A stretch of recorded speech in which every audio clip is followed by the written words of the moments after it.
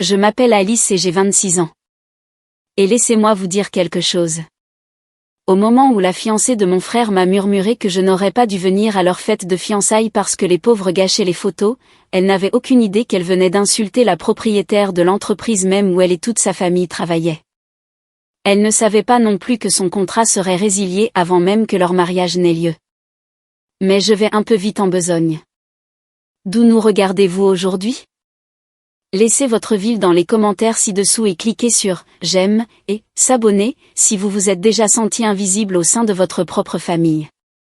Vous voudrez certainement rester pour voir ce qui s'est passé ensuite.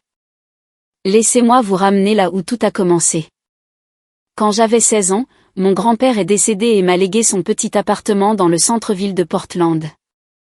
Pendant que mes amis s'inquiétaient pour leur cavalier de balles de promo et leur dossier d'inscription à l'université, je m'occupais d'avocats et de paperasse de succession. Mes parents vivaient à 3 heures de là, dans une plus petite ville, et honnêtement, ils ne faisaient pas grand cas de cet héritage. Ce n'est qu'un vieil appartement d'une chambre, m'a dit ma mère au téléphone. Peut-être que tu pourras le vendre pour financer tes études. Mais quand j'ai vu cet appartement, quelque chose a fait tilt. Il avait une bonne ossature, de hauts plafonds, du parquet d'origine et d'immenses fenêtres qui laissaient entrer des tonnes de lumière naturelle. Bien sûr, il avait besoin de travaux. Beaucoup de travaux. Le papier peint se décollait, les sanitaires de la salle de bain dataient des années 1970 et la cuisine semblait n'avoir jamais été rénovée depuis que mon grand-père y avait emménagé 30 ans plus tôt. La plupart des adolescents l'auraient vendu immédiatement, mais je ne suis pas comme la plupart des adolescents. Cet été-là, je me suis trouvé 3 petits boulots. Serveuse dans un dîner, vendeuse dans un magasin de vêtements et femme de ménage dans des bureaux le week-end. Chaque dollar que je gagnais était investi dans cet appartement. J'ai regardé des vidéos YouTube pour apprendre à décoller le papier peint et à poncer les parquets. Je hantais les ventes de succession et les friperies à la recherche de meubles et de décorations vintage. Mes doigts étaient constamment tachés de peinture, et j'avais plus de coupures et de bleus à cause de projets de bricolage qu'un enfant qui apprend à faire du skateboard. Mes amis pensaient que j'étais folle. Alice, tu as 17 ans, m'a dit ma meilleure amie Sarah alors que je refusais une énième invitation à une fête. Tu es censée t'amuser, pas jouer à la maman. Mais ce n'était pas jouer à la maman. C'était construire quelque chose. Quelque chose qui était entièrement à moi. La transformation a duré 8 mois. Au moment où j'ai obtenu mon diplôme de fin de lycée, ce petit appartement avait l'air de sortir tout droit d'un magazine.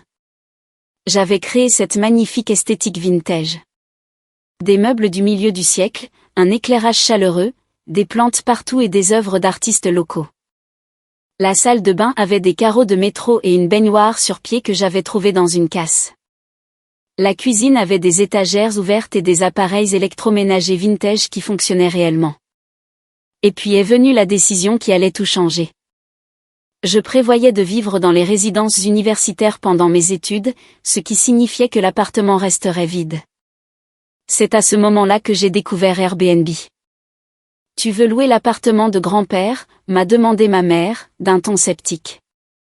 À des inconnus, c'est un bon investissement, ai-je expliqué, bien que j'espérais surtout que cela aiderait à payer mes frais de scolarité. Cette première annonce a été mise en ligne un mardi. Le vendredi, j'étais complet pour les 3 mois suivants. Il s'est avéré que les blogueurs et les influenceurs d'Instagram d'une vingtaine d'années étaient absolument obsédés par l'esthétique vintage, et mon appartement était exactement ce qu'ils recherchaient. Les demandes de réservation ont commencé à affluer plus vite que je ne pouvais les approuver. Toile de fond parfaite pour la création de contenu, disait un commentaire.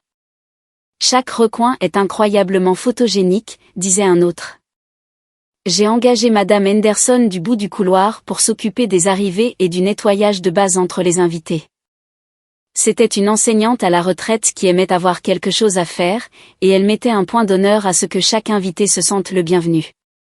Le concierge âgé de l'immeuble, Monsieur Garcia, s'occupait des problèmes de maintenance en échange d'une petite somme mensuelle. En 6 mois, je gagnais plus d'argent avec cet appartement que la plupart des gens de mon âge avec un emploi à temps plein.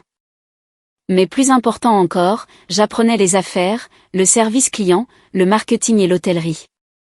Je dévorais tous les livres sur l'investissement immobilier et la gestion hôtelière que je pouvais trouver. Ma famille savait que je louais l'appartement, mais ils n'avaient aucune idée du succès que c'était devenu. Quand ils me demandaient comment se passaient mes études, je mentionnais que l'appartement se portait bien et je changeais rapidement de sujet. Avec le recul, je pense que je protégeais ce projet qui était le mien.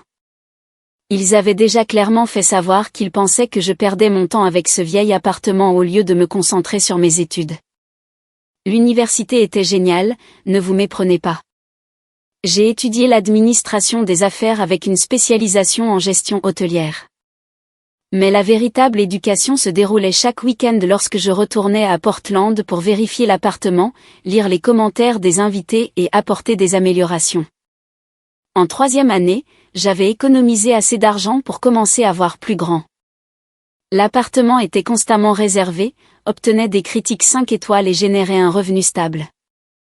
Mais je ne cessais de penser à l'expansion, à prendre tout ce que j'avais appris et à l'appliquer à plus grande échelle. C'est là que j'ai commencé à chercher des petits hôtels et auberges à vendre dans le Nord-Ouest Pacifique. La plupart étaient bien au-dessus de mes moyens, mais je ne cherchais pas des propriétés de luxe. Je cherchais du potentiel, des propriétés avec une bonne ossature qui avaient juste besoin de quelqu'un prêt à y mettre du sien. Je l'ai trouvé un jeudi après-midi pluvieux de mars. Une petite auberge de bord de route à environ 1 heure de Portland. L'annonce était en ligne depuis 8 mois sans aucun acheteur. 24 chambres, un espace restaurant et une piscine qui n'avait pas été entretenue depuis des années. Les photos étaient terribles. Des meubles démodés, des moquettes tachées et cette triste sensation d'abandon qui accompagne les propriétés dont personne ne veut. Mais j'y ai vu autre chose. Un emplacement sur une route panoramique avec un trafic décent. Une disposition des chambres logique et un prix qui était réellement à ma portée si j'utilisais l'appartement comme garantie. Alice, ma chérie, a dit mon père quand je les ai appelés pour parler d'un éventuel prêt. Peut-être que tu devrais te concentrer sur la fin de tes études d'abord. Gérer une entreprise, c'est vraiment compliqué. Il partait d'une bonne intention. Je pense qu'il ne voyait tout simplement pas ce que je voyais. Il voyait un risque. Je voyais une opportunité. J'ai acheté le Cascade Inn 6 mois avant d'obtenir mon diplôme. 24 chambres de potentiel pur, enveloppées dans un décor des années 80 et de l'abandon. Le jour où j'ai eu les clés, je me tenais dans le hall, regardant les lambris, la moquette dorée jaunâtre et des meubles qui n'avaient probablement pas été remplacés depuis l'administration Carter. La plupart des gens y auraient vu un gouffre financier. J'y ai vu une toile vierge. Ma première décision a été de fermer pour une rénovation complète au lieu d'essayer de fonctionner tout en faisant les travaux. C'était financièrement risqué, je savais que je ne pouvais pas rivaliser avec les chaînes d'hôtels en offrant la même expérience générique avec des meubles légèrement plus vieux. J'avais une vision. Au lieu d'essayer de plaire à tout le monde, je créerais quelque chose d'unique. Chaque chambre aurait son propre thème et sa propre personnalité. Le restaurant proposerait des ingrédients locaux et des menus saisonniers tournants.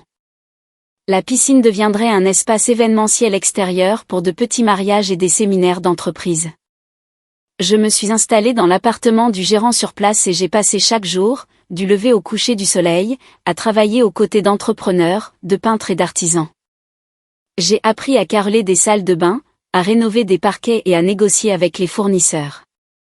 Mes mains étaient en permanence tachées et j'ai vécu dans des vêtements éclaboussés de peinture pendant des mois. Les chambres à thème étaient mon projet préféré. La chambre 12 est devenue la côte pacifique, avec des meubles en bois flottés et des couleurs inspirées de l'océan. La chambre 8 était le chalet de montagne, avec des poutres apparentes et un mur d'accent en pierre. La chambre 15 était le loft urbain, avec des éléments industriels et de l'art moderne d'artistes locaux. Mais la véritable innovation résidait dans les expériences. Je me suis associée à des vignobles locaux pour proposer des forfaits de dégustation. J'ai créé des dîners-spectacles, meurtres et mystères, le week-end dans le restaurant. J'ai installé un jacuzzi et un foyer extérieur pour les soirées. J'ai même commencé à organiser des retraites, déconnectées, où les clients laissaient leurs appareils à la réception pour des week-ends de désintoxication numérique. Le restaurant est devenu ma fierté. Au lieu d'un petit déjeuner continental générique, j'ai engagé un chef spécialisé dans la cuisine du Nord-Ouest Pacifique. Nous proposions de tout, des dîners de la ferme à la table au déjeuner décontracté au bord de la piscine avec des cocktails artisanaux. Ma famille pensait toujours que tout cela n'était qu'un projet universitaire prolongé. Quand je les appelais, ils me demandaient des nouvelles de mes cours et de mes candidatures de stage. Je détournais la conversation en posant des questions sur le programme d'ingénierie de mon frère Tom ou en leur donnant des nouvelles de mes notes, qui restaient excellentes malgré mon attention partagée. « Es-tu sûr de ne pas en faire trop avec ce projet d'hôtel ?» m'a demandé ma mère lors de l'un de nos appels hebdomadaires. « Tu dois te concentrer sur la recherche d'un vrai travail après ton diplôme. » Un vrai travail ? Si seulement elle savait que j'employais déjà 8 personnes et que j'avais des réservations jusqu'à l'année suivante. La grande réouverture était prévue pour le week-end du Memorial Day. J'avais passé 18 mois à planifier, construire et préparer. Le journal local envoyait un photographe. Les blogueurs de voyage avaient déjà commencé à publier sur la transformation. Les demandes de réservation arrivaient de tout le Nord-Ouest Pacifique. La réouverture du Cascade Inn a dépassé toutes les attentes que j'avais osé avoir. Nous étions complets pour le week-end du Memorial Day, et les critiques étaient incroyables. Une perle rare, a écrit un blogueur de voyage. Enfin, un hôtel avec de la personnalité, a dit un autre. Les chambres à thème ont été un succès. Des couples demandaient spécifiquement le thème romantique du chalet pour leurs anniversaires. Les voyageurs d'affaires adoraient les chambres de style loft urbain avec leur espace de travail moderne. Les chambres de la côte Pacifique étaient parfaites pour les clients souhaitant se sentir connectés à la beauté naturelle de l'Oregon. Mais ce qui nous distinguait vraiment, c'étaient les expériences. Nos dîners, meurtres et mystères, étaient complets des mois à l'avance. Les week-ends de désintoxication numérique attiraient des cadres stressés de Seattle et de Portland, désespérés de se déconnecter. Les happy hours au bord de la piscine créaient une atmosphère sociale qui fidélisait les clients. En un an, j'étais constamment rentable et j'avais une liste d'attente pour les dates de week-end populaires. Plus important encore, j'apprenais ce que les clients voulaient vraiment.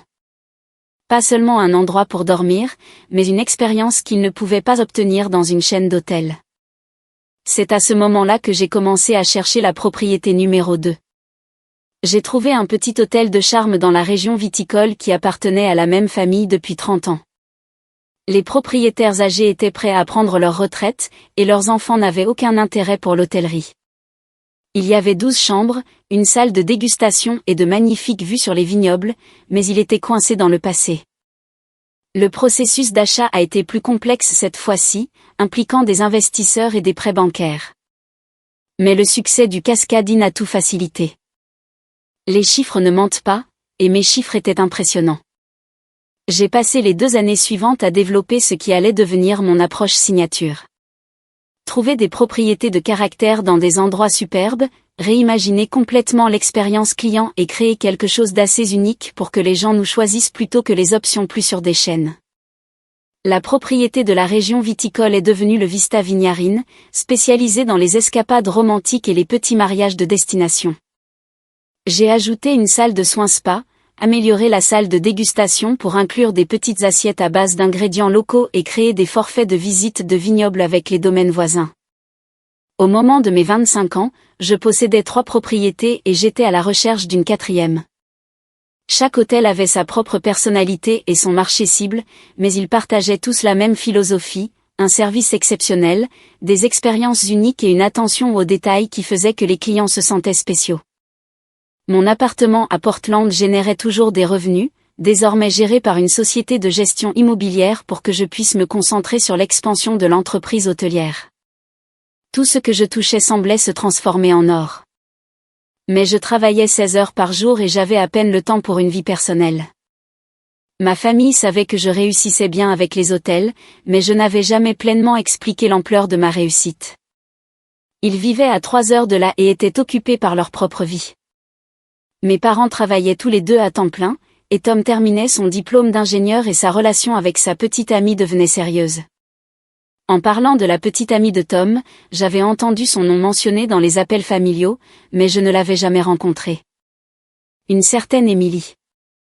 Ils sortaient ensemble depuis environ 1 an, et d'après ce que j'avais compris, ça devenait sérieux, ce qui m'amène à l'appel qui allait tout changer. Alice, j'ai une énorme faveur à te demander. La voix de Tom semblait nerveuse lorsqu'il m'a appelé un mardi soir de mars. J'étais dans mon bureau au Cascadine, en train d'examiner le budget marketing du prochain trimestre. Qu'y a-t-il ? Ai-je demandé en posant mon stylo. Tom m'appelait rarement directement, communiquant généralement par l'intermédiaire de nos parents lors des nouvelles familiales. Je dois suivre une formation pour le travail et c'est à Portland. 2 semaines à partir de lundi. Je me demandais. Il a fait une pause et je pouvais presque l'entendre rassembler son courage. Aurait-il un moyen pour que je squatte chez toi ? J'ai regardé autour de mon bureau, puis la propriété où je passais le plus clair de mon temps. Je n'avais pas vécu dans l'appartement depuis des années, mais Tom ne le savait pas. Plus important encore, c'était une occasion parfaite pour une étude de marché. En fait, ai-je dit, une idée se formant. Je peux faire mieux que ça. Il y a un hôtel très sympa que je connais qui propose des forfaits long séjour. Pourquoi est-ce que je ne te réserverais pas une suite là-bas ? C'est moi qui régale. Alice, je ne peux pas te laisser payer un hôtel pendant 2 semaines. Ça doit coûter une fortune. Si seulement il savait. Ne t'inquiète pas pour ça. J'ai une réduction d'entreprise. Techniquement vrai, puisque je suis la propriétaire. « En plus, tu seras plus à l'aise que sur mon canapé. » Tu es sûr ? C'est incroyablement généreux. C'est la famille, ai-je dit, en ouvrant déjà notre système de réservation. De toute façon, je serai en déplacement professionnel la plupart de ces 2 semaines. Également techniquement vrai. J'avais prévu des voyages de prospection immobilière. Ce que je n'ai pas dit à Tom, c'est que ce serait une recherche parfaite. Je pourrais enfin obtenir un retour honnête d'un membre de ma famille sur notre service, nos équipements et l'expérience client globale. Il n'aurait aucune idée qu'il séjournait dans mon hôtel, donc ses opinions seraient totalement impartiales. Je lui ai réservé notre meilleure suite, celle avec la kitchenette, le salon séparé et la vue sur les jardins. Je me suis assuré que notre personnel savait qu'il était un invité VIP, mais je n'ai pas expliqué la relation. Je voulais qu'il soit bien traité, mais je voulais aussi voir comment fonctionnaient nos opérations normales. La réservation est au Cascadine, lui ai-je dit. Ils t'attendent lundi après-midi, chambre 24. C'est incroyable, Alice. Merci beaucoup. Je te promets que je te rembourserai. Profitant et peut-être qu'on pourra dîner ensemble quand je serai de retour en ville. Après avoir raccroché, j'ai réalisé que ce serait la première fois que Tom découvrirait l'une de mes propriétés. Mes parents n'étaient jamais venus, disant toujours qu'ils étaient trop occupés ou que la route depuis leur ville était trop longue. C'était un grand moment, même si Tom ne le saurait pas. J'ai briefé ma directrice, Sarah, le lendemain matin. Nous avons un invité VIP qui arrive lundi, Tom Parker. C'est un ami à moi. Je veux que tout soit parfait, mais je ne veux pas qu'il ait l'impression de recevoir un traitement de faveur. Compris. Un service excellent habituel, pas un traitement VIP évident. Ce que je n'aurais pas pu prédire, c'est que cette simple faveur pour mon frère allait déclencher une série d'événements qui exposeraient des dynamiques familiales que je n'avais jamais soupçonnées et qui, finalement, me forceraient à une confrontation que j'évitais depuis des années. Mais pour l'instant, j'étais juste excitée d'avoir enfin un membre de ma famille qui découvre ce que j'avais bâti. Le séjour de Tom au Cascadine fut un succès. Il m'a appelé au milieu de sa première semaine, faisant l'éloge du service, de la chambre et surtout du restaurant. Alice, cet endroit est incroyable. Comment en as-tu entendu parler ? La nourriture est digne d'un restaurant, et le personnel me traite comme une célébrité. Un bon personnel fait toute la différence, ai-je dit, souriant en examinant les notes que notre équipe avait prises sur ses préférences et ses retours. Il y a ce chef incroyable ici, et il forme cette nouvelle assistante qui est incroyablement talentueuse. Une certaine Émilie.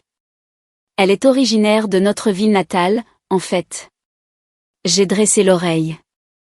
Émilie, la petite amie qu'il avait mentionnée en passant lors des appels familiaux. Émilie, ai-je demandé nonchalamment. C'est une coïncidence intéressante. Ouais, Le monde est petit, non? On a discuté entre ses services. Elle est vraiment passionnée par la cuisine et elle a un rire formidable. Sa voix s'est éteinte d'une manière qui me disait qu'il était complètement sous le charme. À la fin de son séjour de 2 semaines, il était clair que Tom était tombé éperdument amoureux d'Emily. Leur connexion était évidente pour tout le personnel. Et Tom faisait déjà des plans pour prolonger sa visite et potentiellement déménager à Portland. Alice, je pense que je vais peut-être m'installer à Portland pour de bon, a-t-il dit lors de notre dîner le dernier soir. Nous mangions au restaurant du Cascade Inn, bien qu'il n'ait toujours aucune idée que j'en étais la propriétaire. Il y a des opportunités en ingénierie ici, et, il a souri timidement, Emily et moi, on s'est vraiment bien trouvés. Je les ai observés interagir pendant le service du dîner. Emily était clairement talentueuse en cuisine, et quand elle est venue rencontrer la sœur de Tom, elle était charmante et drôle. Je l'ai tout de suite appréciée, bien que quelque chose dans ses yeux lorsqu'elle a regardé les vêtements de Tom et mentionné mon joli sac à main m'ait fait prendre une note mentale. Elle a l'air super, ai-je dit à Tom, honnêtement, vas-y doucement. Les relations à distance sont compliquées. 6 mois plus tard, Tom a appelé avec une nouvelle que j'avais vue venir de loin. Alice, j'ai fait ma demande. Emily a dit oui. Félicitations. C'est une merveilleuse nouvelle. On pense se marier au printemps prochain, peut-être quelque part à Portland puisque c'est là qu'on s'est rencontrés. Emily est tombée amoureuse de la ville. Avez-vous pensé à des lieux, ai-je demandé, mon cœur commençant à battre la chamade en réalisant où cela pourrait mener. En fait, on espérait le faire au Cascade Inn. Cet endroit signifie tellement pour nous puisque c'est là qu'on s'est rencontrés. Penses-tu que ton ami qui t'a obtenu cette réduction d'entreprise pourrait nous aider avec les prix? J'ai pris une profonde inspiration. C'était le moment. L'occasion parfaite de révéler enfin à ma famille ce que j'avais bâti pendant toutes ces années. Une célébration où tout le monde serait réuni, où je pourrais leur montrer ce que j'avais accompli et où je pourrais obtenir leurs opinions honnêtes sur mon entreprise. Laisse-moi passer quelques appels, ai-je dit. Je pense que je peux arranger quelque chose. Ce que je pensais vraiment, c'est que je couvrirais l'intégralité du coût de leur mariage comme cadeau pour eux, le lieu, le traiteur, tout. Ce serait ma façon de célébrer le bonheur de Tom tout en révélant enfin la vérité sur mon succès. Je n'avais aucune idée que ce geste généreux mènerait au moment le plus humiliant de ma vie et me forcerait à prendre des décisions qui changeraient à jamais la dynamique de ma famille. Mais c'est une histoire pour la prochaine partie. Avez-vous déjà vécu un moment où vous pensiez être généreux pour découvrir que cela révélait quelque chose de laid chez les gens que vous aimez? Partagez vos pensées dans les commentaires ci-dessous. Quand Tom a appelé pour demander des renseignements sur les lieux de mariage, j'ai pris une décision qui allait tout changer. J'allais payer pour l'intégralité de leur mariage au Cascade Inn comme cadeau. Mais plus important encore, ce serait mon moment pour enfin révéler à ma famille ce que j'avais bâti pendant toutes ces années. Maman, papa, ai-je dit lors de notre appel familial hebdomadaire, je veux contribuer au mariage de Tom. J'aimerais couvrir les frais du lieu et du traiteur. Le silence à l'autre bout du fil était assourdissant. Alice, ma chérie, a finalement dit ma mère, c'est très généreux, mais les lieux de mariage sont chers. Es-tu sûre que tu peux te le permettre? Si seulement elle savait que j'étais propriétaire du lieu. J'ai économisé, et c'est important pour moi. Tom est mon frère, et je veux que sa journée soit parfaite. Le lieu qu'ils veulent est assez haut de gamme, a ajouté mon père. On parle d'une somme importante ici. Je comprends. Laissez-moi gérer les arrangements avec le lieu. Je vibrais pratiquement d'excitation à l'idée de la surprise que je préparais. Ne dites simplement pas encore à Tom que ça vient de moi. Je veux que ce soit une surprise. Ce que je prévoyais vraiment, c'était de tout révéler pendant la réception. Je me lèverais, remercierais tout le monde d'être venu et mentionnerais nonchalamment qu'en tant que propriétaire du Cascade Inn, j'étais ravie d'accueillir le mariage de mon frère dans ma propriété. Je pouvais déjà imaginer leur visage, le choc, la fierté, la prise de conscience que leur fille et sœur avaient bâti quelque chose d'incroyable. J'ai passé des semaines à planifier chaque détail. La cérémonie aurait lieu dans notre jardin avec vue sur les montagnes en toile de fond. La réception se tiendrait dans notre salle à manger principale, qui pouvait parfaitement accueillir leurs 60 invités. J'ai demandé à notre meilleur chef de créer un menu personnalisé avec des ingrédients locaux et les plats préférés d'Émilie. J'ai même fait venir des orchidées spéciales pour les centres de table et engagé un quatuor à cordes pour la cérémonie. Ce n'allait pas être juste un mariage. Ce serait une vitrine de tout ce que le Cascade Inn pouvait offrir. Alice a été si généreuse, ai-je entendu ma mère dire à Tom lors d'un de leurs appels de planification. Mais nous avons décidé de ne pas la surcharger avec trop de détails. Tu sais comment elle est vite dépassée avec son travail dans cet hôtel. Un travail dans un hôtel ? Si seulement il savait. Les semaines précédant le mariage ont été un tourbillon d'activités. Je coordonnais les fournisseurs, finalisais les menus et m'assurais que chaque détail était parfait, tout en gérant mes autres propriétés. J'étais si occupée que j'ai à peine eu le temps de m'acheter une robe, finissant par prendre quelque chose de simple dans un grand magasin la semaine d'avant. Avec le recul, j'aurais dû réaliser que le mépris désinvolte de ma famille pour mon travail dans un hôtel était un signe avant-coureur de la façon dont ils voyaient ma carrière. J'aurais dû remarquer qu'ils ne demandaient jamais de détails sur mon travail ou ne semblaient pas curieux de savoir comment je pouvais me permettre des gestes aussi généreux, mais j'étais trop excitée par la surprise pour prêter attention à ces signaux d'alerte. La veille du mariage, je suis rentrée d'un voyage d'affaires à Seattle, où j'avais examiné une potentielle 5e propriété. Mon vol a été retardé, et je ne suis arrivée à l'hôtel que tard dans la nuit. J'ai fait une dernière inspection avec mon personnel, m'assurant que tout était parfait pour le grand jour de Tom et Emily. Patronne, a dit Sarah alors que nous vérifions la suite nuptiale une dernière fois. Êtes-vous sûre que votre famille ne sait pas que vous possédez cet endroit ? Pas encore, ai-je dit en ajustant les fleurs fraîches sur la commode. Demain va être une sacrée révélation. Que pensez-vous qu'il se passera ensuite quand Alice révélera enfin la vérité à sa famille ? Le matin du mariage s'est levé, parfait et clair. J'aurais dû me préparer avec Émilie et les demoiselles d'honneur, mais j'ai délibérément gardé une certaine distance pour maintenir la surprise. Au lieu de cela, j'ai passé la matinée à faire les dernières vérifications avec le personnel de restauration et à m'assurer que l'espace de la cérémonie était impeccable. Mon vol de Seattle était arrivé si tard que j'avais dormi dans mon bureau plutôt que de conduire jusqu'à mon appartement. Quand j'ai enfin eu un moment pour me préparer, j'ai réalisé que ma simple robe noire était plus froissée que je ne l'avais remarqué, et mes cheveux faisaient ce truc qu'ils font quand je dors ailleurs que dans mon propre lit. Mais honnêtement, j'étais trop excitée par la surprise pour me soucier beaucoup de mon apparence. C'était le jour de Tom, et bientôt ce serait mon moment pour enfin partager mon succès avec ma famille. La cérémonie était magnifique. Tom était beau dans son costume bleu marine, et Emily était radieuse dans une robe d'inspiration vintage qui correspondait parfaitement à l'esthétique de l'auberge. J'ai regardé de l'arrière, notant la fluidité du déroulement et me sentant fière du professionnalisme de mon équipe. Pendant le cocktail, je me suis mêlée aux invités, dont beaucoup ont complimenté le lieu. Cet endroit est incroyable, a dit Mark, un ami d'université de Tom. Comment l'avez-vous trouvé ? J'ai simplement souri et dit qu'ils avaient un excellent goût. La réception battait son plein quand je me suis enfin dirigée vers la table familiale. Tom rayonnait de bonheur. Mes parents avaient l'air fiers et Émilie riait avec ses demoiselles d'honneur. Tout était parfait. C'est à ce moment-là qu'Émilie s'est tournée pour me saluer. Je n'avais pas eu l'occasion de me présenter correctement plus tôt. Et en la voyant de près, j'ai réalisé qu'elle était encore plus belle que ce que j'avais remarqué pendant le séjour de Tom. Mais alors que ses yeux parcouraient mon apparence, la robe froissée, mes cheveux de voyage, le fait que j'avais clairement l'air de quelqu'un qui venait de descendre d'un avion, son expression a changé. Elle s'est penchée près de moi, sa voix assez basse pour que seul moi puisse l'entendre. Tu sais, tu n'aurais vraiment pas dû venir habillée comme ça. Tu plombes un peu l'ambiance de nos photos. Les mots m'ont frappé comme un coup de poing. Pendant un instant, je n'ai pas pu comprendre ce qu'elle venait de dire. Je suis désolée, ai-je réussi à murmurer. Le sourire d'Émilie n'a jamais faibli, mais ses yeux sont restés froids.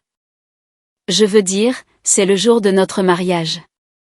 Tout le monde a fait un effort pour être bien habillé. Les pauvres, ça gâche les photos, tu sais. Les pauvres. J'étais là, dans ma robe froissée de grand magasin, entourée du magnifique mariage que j'avais payé, dans l'hôtel que je possédais, écoutant ma nouvelle belle-sœur me traiter de pauvre et me dire que je n'avais pas ma place au mariage de mon propre frère. L'ironie était si totale que c'en était presque drôle. Presque. J'ai ouvert la bouche pour répondre, pour révéler exactement à qui elle parlait, mais j'ai alors entendu la voix de ma mère appeler le nom d'Émilie. Ce n'était ni le moment ni le lieu pour la révélation que j'avais prévue. Au lieu de cela, j'ai fait un pas en arrière et j'ai dit « Excusez-moi, j'ai besoin de prendre l'air ». Je me suis retournée et j'ai marché vers la sortie, les joues brûlantes d'humiliation et ma surprise soigneusement planifiée complètement gâchée. J'ai atteint le hall avant de sentir une main douce sur mon bras. Je me suis retournée pour voir une femme dans la cinquantaine avec des yeux bienveillants et une expression inquiète. « Excusez-moi, ma chère. Est-ce que ça va ?» Je l'ai reconnue comme étant la mère d'Émilie, bien que nous n'ayons jamais été formellement présentés. Elle portait une jolie robe bleu marine et avait la même ossature qu'Émilie, mais son expression dégageait une chaleur qui manquait à sa fille. « Ça va ?» ai-je dit, bien que ma voix soit plus tremblante que je ne l'aurais voulu. J'avais juste besoin d'un moment. Je suis Margaret, la mère d'Émilie. Elle m'a tendu la main chaleureusement. Je ne pense pas que nous ayons eu l'occasion de nous rencontrer correctement. Alice, ai-je dit en lui serrant la main. Je suis la sœur de Tom. Oh. Son visage s'est illuminé de reconnaissance. Tom nous a tellement parlé de vous. C'est vous qui avez arrangé son séjour ici pendant sa formation, n'est-ce pas? J'ai hoché la tête, ne faisant pas confiance à ma voix pour en dire plus. Et c'est vous qui avez été si généreuse pour les frais du mariage. Elle a serré ma main doucement. Émilie a mentionné que la sœur de Tom avait aidé pour le lieu. Avant que je puisse répondre, Émilie est apparue à nos côtés, sa robe de mariée bruissant à son approche. « Maman, te voilà. Le photographe veut faire les photos de famille maintenant. » Margaret a gardé ma main. « Émilie, ma chérie, je venais de faire la connaissance d'Alice, la sœur de Tom. » L'expression d'Émilie a légèrement changé, une partie de sa froideur antérieure se fondant dans la politesse. « Oh, c'est vrai. Merci encore d'avoir aidé avec les arrangements pour le lieu. En fait, a poursuivi Margaret, j'espérais vous présenter toutes les deux correctement, puisqu'Alice et moi allons travailler ensemble. » Émilie et moi nous sommes regardées, confuses. « Travailler ensemble ?» a demandé Émilie. Margaret a souri largement. « Eh bien, Alice est ma patronne, ma chérie. Elle est la propriétaire du Cascade Inn. » La couleur quitta le visage d'Émilie si complètement que j'ai cru qu'elle allait s'évanouir dans sa robe de mariée. Elle. Quoi? La voix d'Émilie était à peine un murmure.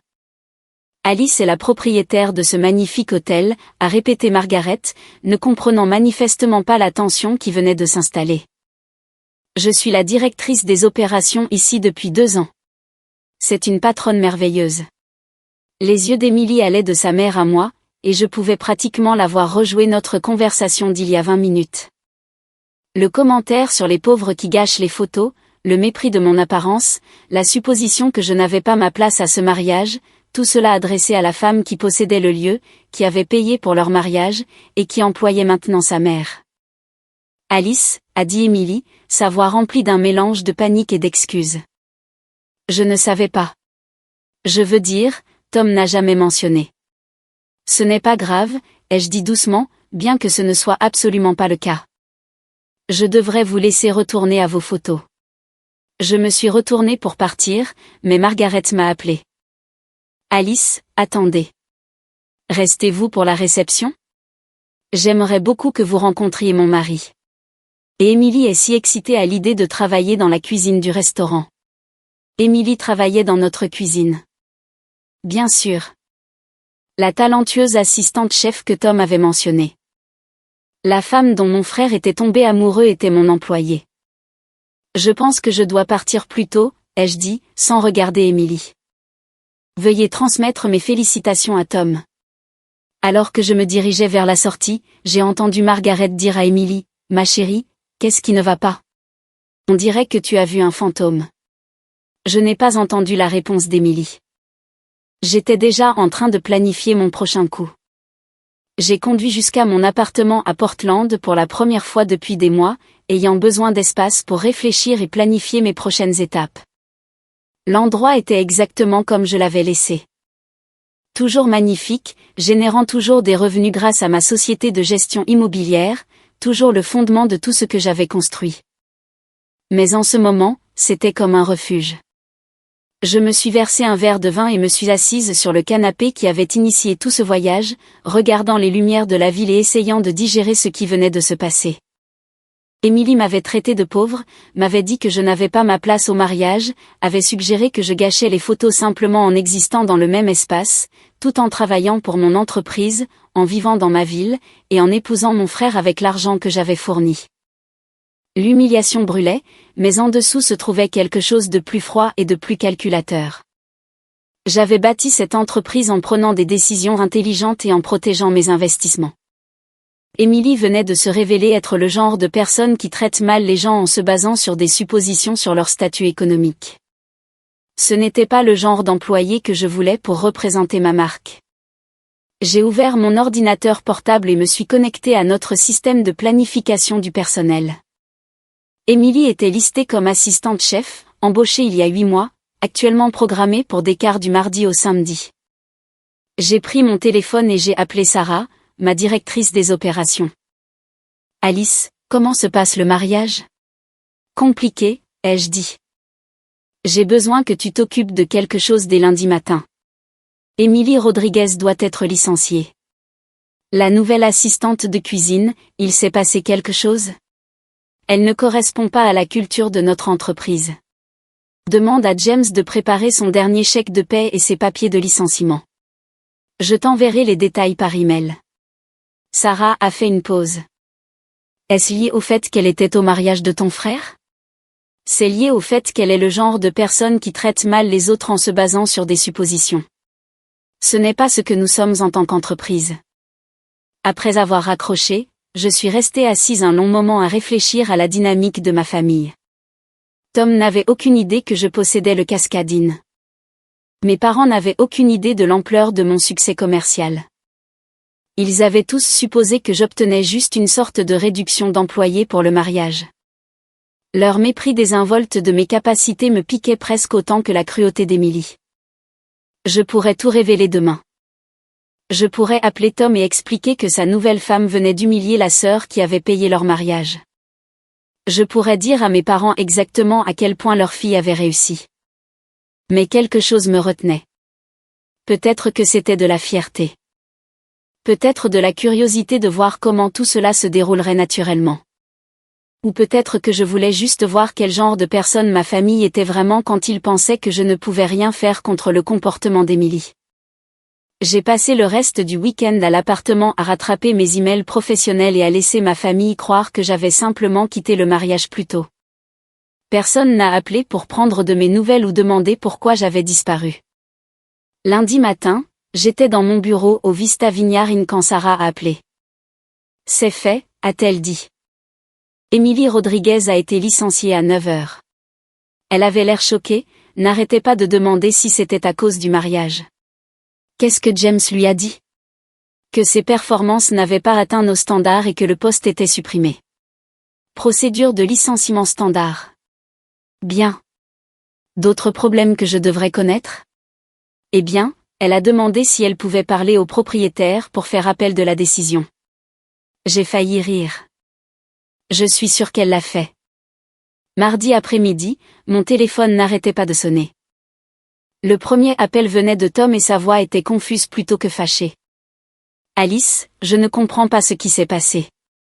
Émilie a été virée du Cascade Inn hier et elle pense que ça a un rapport avec toi. Avec moi? J'ai gardé une voix neutre. Comment pourrais-je avoir un rapport avec son travail? C'est ce que je lui ai dit, mais elle insiste sur le fait qu'il y a un lien. Elle a dit que quelque chose s'est passé au mariage, mais elle ne veut pas me dire quoi. J'ai attendu, curieuse de voir à quel point Émilie avait avoué son comportement à mon frère. Alice, est-ce qu'il s'est passé quelque chose entre vous deux au mariage? Émilie pleure depuis hier, et elle n'arrête pas de dire qu'elle a fait une terrible erreur. On s'est à peine parlé, ai-je dit, ce qui était techniquement vrai. Je suis partie tôt parce que je ne me sentais pas bien. Tom a soupiré. Toute cette histoire est si bizarre. Elle avait ce travail depuis des mois sans problème et puis soudain, elle est virée le lendemain de notre mariage. Le timing semble vraiment étrange. Peut-être que c'est une coïncidence, ai-je suggéré. Les entreprises prennent des décisions de personnel tout le temps. Mais Emily a dit que le directeur a mentionné que ses performances n'avaient pas atteint les standards. Alice, j'ai mangé dans ce restaurant. Emily est incroyablement talentueuse. Quelque chose ne colle pas, mon frère n'était pas stupide. Il sentait qu'il y avait plus à l'histoire. Lui as-tu demandé ce qu'elle pense avoir fait de mal, ai-je demandé. Une autre pause. Elle ne veut pas me le dire. Elle n'arrête pas de pleurer et de dire qu'elle a tout gâché. Mercredi a apporté un appel de ma mère. Alice, ma chérie, nous devons parler. Tom est très contrarié par la situation professionnelle d'Emily et il y a des choses que nous essayons de comprendre. Quel genre de choses? Eh bien, Emily a dit à Tom que tu es la propriétaire de l'hôtel où le mariage a eu lieu. Est-ce que c'est vrai? Ça y était. Le moment de la révélation que je planifiais depuis des mois.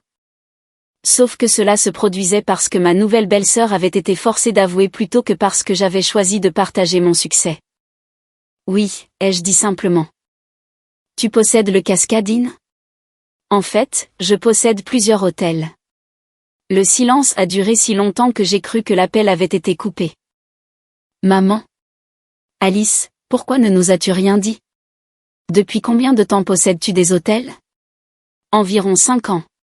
J'ai commencé avec un et j'ai développé à partir de là. Mais quand nous avons parlé d'aider avec les frais du mariage, tu n'as jamais mentionné que tu possédais le lieu. Je voulais que ce soit une surprise. Je prévoyais de l'annoncer pendant la réception. Qu'est-il arrivé à ce plan? J'ai pris une profonde inspiration. Emily est arrivée. Jeudi soir, toute ma famille s'est présentée au Cascade Inn pour ce que ma mère avait appelé une « réunion de famille d'urgence ». Je les attendais dans notre salle à manger privée, ayant demandé à notre chef de préparer un menu dégustation qui mettait en valeur nos meilleurs plats. Si ma famille allait enfin découvrir mon entreprise, ils allaient en faire l'expérience correctement. Tom et Emily sont arrivés les premiers, tous deux l'air stressés et mal à l'aise. Les yeux d'Emily étaient cernés de rouge, et elle ne semblait pas pouvoir me regarder directement. Mes parents sont entrés derrière eux, observant l'élégante salle à manger privée avec une surprise évidente. Alice, a dit mon père. C'est incroyable. Tu possèdes vraiment tout ça? Ceci et 4 autres propriétés en Oregon et à Washington, ai-je confirmé, leur faisant signe de s'asseoir.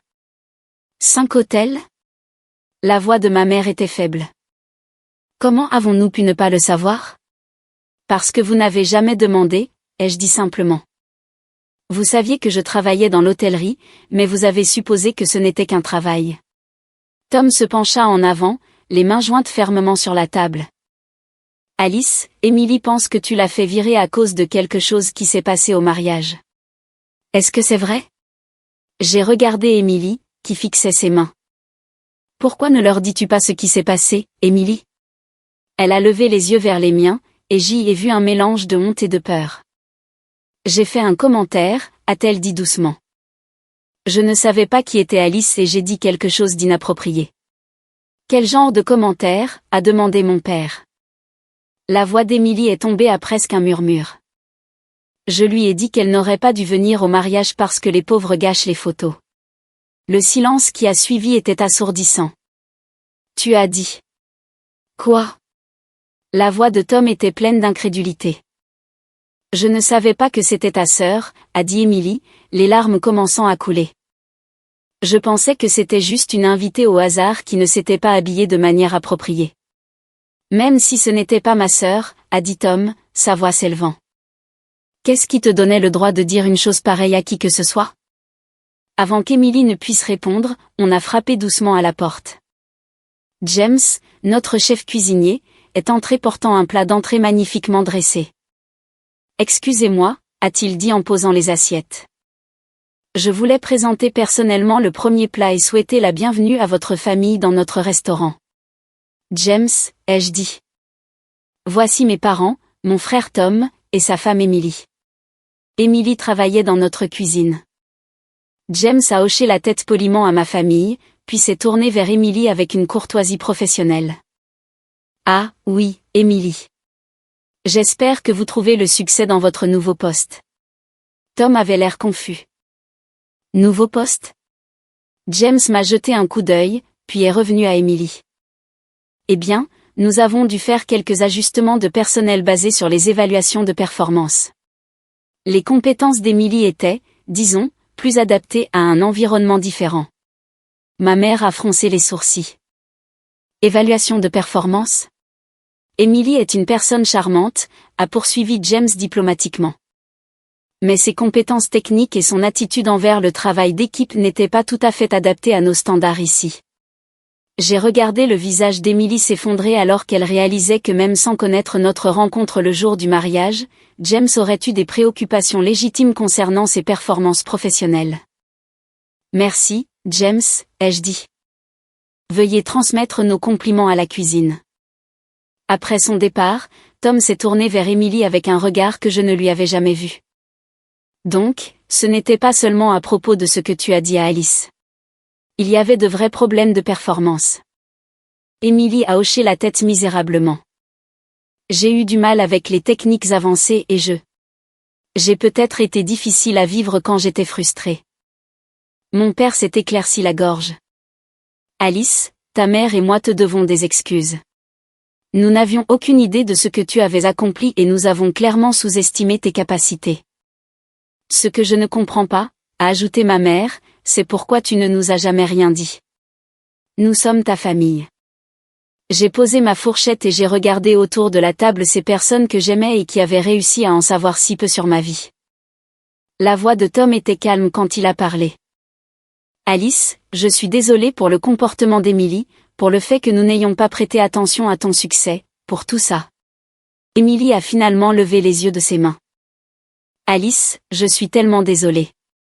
Ce que j'ai dit était horrible, et vous aviez tout à fait le droit de me licencier. Je vous ai jugé complètement à tort, et j'ai gâché ce qui aurait dû être une célébration de votre générosité. J'ai étudié son visage, cherchant la sincérité sous les larmes et l'embarras. Emily, ai-je dit finalement, ce que tu as dit a révélé un trait de ton caractère que je ne pouvais pas ignorer. Non pas parce que ça m'a blessé, mais parce que ça m'a montré que tu es le genre de personne qui traite mal les autres en se basant sur des suppositions sur leurs valeurs. Elle a hoché la tête, acceptant le jugement. Cependant, ai-je poursuivi, James a raison de dire qu'il y avait des problèmes de performance indépendamment de notre rencontre. Donc, bien que le timing n'ait pas été une coïncidence, la décision était basée sur plusieurs facteurs. Mon frère a pris la main d'Emily. Apparemment, nous avons tous les deux besoin de grandir un peu. Alors que la soirée continuait et que notre famille commençait à vraiment parler pour la première fois depuis des années, j'ai réalisé que le commentaire cruel d'Emily m'avait en fait offert un cadeau inattendu. Il avait forcé une confrontation qui avait révélé non seulement son caractère, mais aussi la dynamique qui avait permis à ma famille de rester si déconnectée de ma vie réelle. Et bien que l'humiliation pique encore, voir Emily affronter les conséquences de ses suppositions ressemblait exactement au genre de leçon que l'univers se spécialise à donner. Parfois, la meilleure vengeance n'est pas celle que l'on planifie. C'est simplement de laisser les gens faire face aux conséquences naturelles de leur choix. Si cette histoire a résonné en vous, assurez-vous de liker et de vous abonner pour plus d'histoires sur la façon de trouver sa force lorsque les dynamiques familiales se compliquent. N'oubliez pas, le succès ne consiste pas toujours à se prouver aux autres. Parfois, il s'agit de se prouver quelque chose à soi-même.